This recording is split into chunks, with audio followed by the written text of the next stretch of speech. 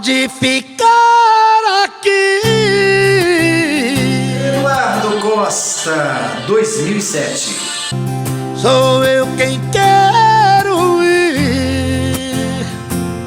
O seu CD de trabalho autoral, que só teve as suas canções escritas por ele mesmo.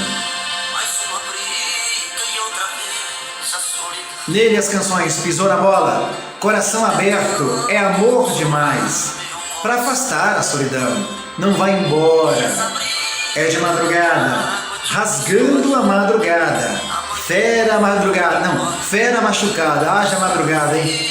Por Amar Você, Ilusão, Eu Amo Essa Bandida, Labirinto de Saudade, Percebi tarde demais que te perdi.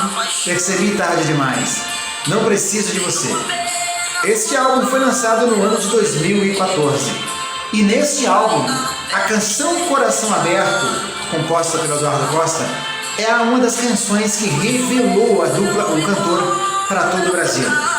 Numa época em que Zezé de Camargo e Luciano estava um pouco ausente, não estava lançando muitos trabalhos, Eduardo Costa apareceu e conseguiu cativar também um público que curtia muito Zezé de Camargo e Luciano, o sertanejo. Estava carente um pouco disso.